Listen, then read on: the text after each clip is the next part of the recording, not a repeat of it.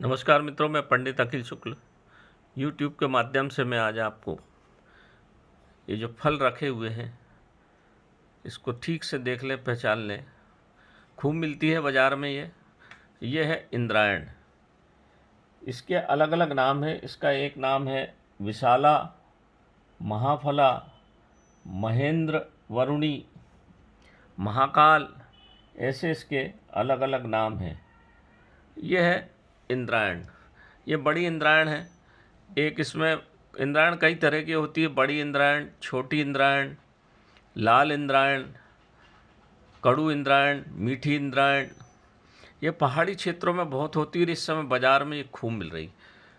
बरसात में इसकी बेल चलती है और इस समय इसके फल आ जाते हैं और बाज़ारों में सहज उपलब्ध है। इसको देख लें मित्रों, ये बड़ी सहज औषधि है मगर बहुत काम की औषधि, बड़ी दिव्य औषधियों में इसकी गिनती है। और सुश्रुत संहिता में भी इसका विवरण है, चरक संहिता में भी इसका विवरण है। पुरातन समय से इसका उपयोग बहुत सारे रोगों में होता चला आया है। इसके पत्ते का, फल का, जड़ का, बीज का, सब चीज़ इसकी परम उपयोगी है। इसको देख लें मित्रों। अब मैं आपको पत्ते का बता देता हूँ। पत्ते जो है, पत्ते को आप तोड़ लीजिए। वैसे तो पत्ते अब मिलेंगे नहीं, फल का ही प्रयोग देखिए। पत्ते भी जो पेट रोग में काम आते हैं। इसका फल का विशेष गुण है, ये मीठी इंद्रायण है। इसको छिलका उतार के बारीक बारीक टुकड़े करके अगर आप इसको 4-5 बार इसकी सब्जी बना के खाइए, बड़ी अच्छी स्वादिष्ट सब्जी लगती है। थोड़ी सी ये विरेचक होती है, कफ को शरीर से बाहर निकालती है। थोड़ी सी उष्ण प्रकृति की है, विरेचक है, तो पेट के अंदर जितनी आपकी साल भर की गंदगी है सबको निकाल के ये बाहर फेंक देती है। आप चाहे तो इसको कच्ची भी खा सकते हैं और चाहे तो आप इसकी सब्जी बना के भी खा सकते हैं। अगर 4-5 बार आपने सब्जी खा ली तो आपके पेट में जितनी गंदगी है सब बाहर निकल जाएगी। अगर आपके पेट में कीड़े हैं वो भी बाहर निकल जाएंगे। पेट में किसी प्रकार का घाव हो रहा है, अल्सराइटिस कोलाइटिस हो रही है, सबको ये बाहर निकाल देगी। मेरे समझ से तो ये पुराने हिसाब से लिखा हुआ है, आप इसकी सब्जी एक 2-2 दिन छोड़ के अगर आप 10-12 बार खा लें तो आपकी पेट की बहुत समस्याएं ख़त्म हो जाती हैं। एसिडिटी, गैस, पुराना रुका हुआ मल, सड़ा हुआ मल, हाथों में घाव, पेट में कीड़े, इस तरह के समस्त चीज़ों को ये बाहर निकाल देती। पके हुए फल ऐसे हो जाएंगे मित्रों, खरबूजे कलिंदे के जैसी दिखती है ये, परंतु ये दिव्य औषधियों में सहज है। इसलिए मैं आपसे यहाँ इस संबंध में बातचीत कर रहा हूँ। इसको खूंट भी बोलते हैं और आदिवासी भाषा में इसको कचलिया भी बोलते हैं, जो छोटी छोटी होती है कचलिया। पेट कैसा भी पेट रोग हो उसमें ये बहुत अच्छा काम करती है। इसी प्रकार से आप इसमें काली मिर्च लीजिए, काली मिर्च को छोटे छोटे छेद करके इसके चारों तरफ काली मिर्च भर दीजिए और ऊपर से थोड़ी सी कपड़ मिट्टी करके इसको भभूदल जो होती है, भभूदल मतलब कंडे की राख, जब अधजला कंडा हो उसके अंदर इसको दबा दीजिए। उपला, गाय का उपला जिसको बोलते हैं। और जब वो अच्छा पक जाए उसको निकाल के काली मिर्च निकाल लीजिए। उस काली मिर्च को पीस के और अपनी शीशी में रख लीजिए।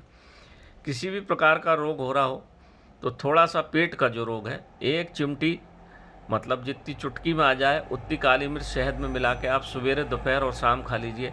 एसिडिटी, खट्टी डकार, पेट के घाव, पेट में की कृमि, समस्त पेट के रोगों में ये काली मिर्च आपकी काम करेगी। क्योंकि हमेशा तो ये मिलेगी नहीं, अभी मिलेगी, तो ऐसी काली मिर्च की दवा बना के रख लीजिए। आप चाहो तो उसमें थोड़ी सी सौंठ भी मिला सकते हैं तो वो और प्रभावी चीज़ बन जाती है। बड़ा सरल और सहज उपाय है। इंद्रायण की पूरी चीज़ काम की है मित्रों। इंद्रायण की जो जड़ होती है उससे भी पेट के समस्त रोग ठीक होते हैं। उसके जड़ को घिस के पुलटिस बना के अगर हमारे जोड़ों के दर्द में बांधा जाए तो जोड़ों के दर्द ठीक होते हैं। पेट में कृमि हो गई हो तो वो भी काम करती है बहुत अच्छा। इसी प्रकार से इसका जो बीज होता है, बीज का तेल निकलता है।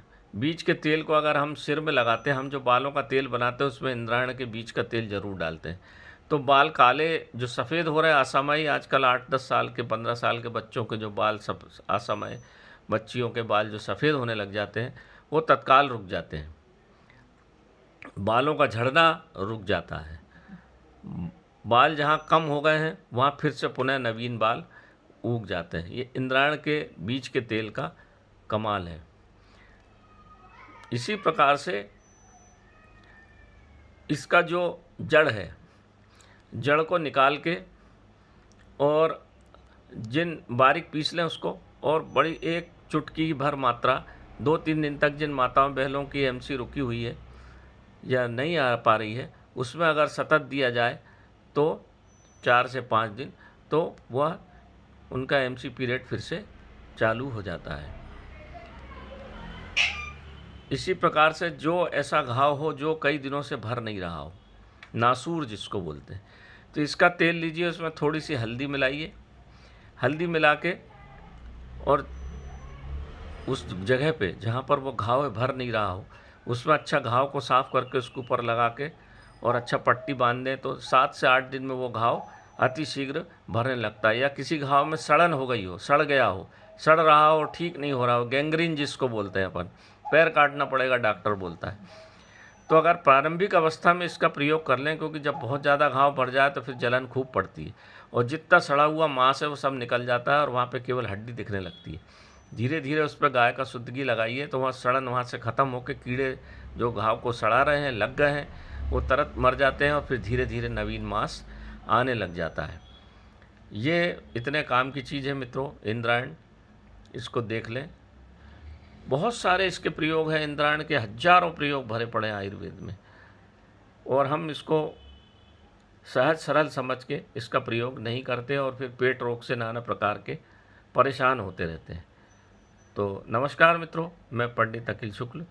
इस बड़ी इंद्रायण से मैंने आपको अवगत करा दिया। दांतों में अगर किसी प्रकार का कीड़ा लग गया हो, इसके तेल को फुए में लगा के, रुई के फुए में लगा के, उस जगह पे कीड़ा जहाँ लगा है या जहाँ दांत सड़ रहा है उस जगह पर अगर लगा देंगे तो तुरंत दर्द में आराम हो जाता है, कीड़ा वहीं मर जाता है और आप कुल्ला करेंगे तो कीड़ा साथ में बाहर निकल जाएगा।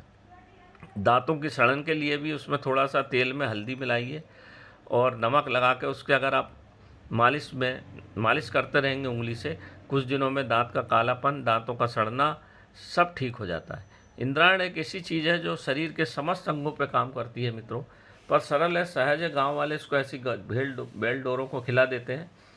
बाज़ारों में आजकल खूब बिकने आ रही, तो आप इसको लीजिए, इसका प्रयोग करिए, इसकी साग खाइए, तो आपके पेट रोग से आपको ज़रूर मुक्ति मिलेगी। नमस्कार मित्रों, मैं पंडित अखिल शुक्ल। जय महाकाल आयुर्वेद।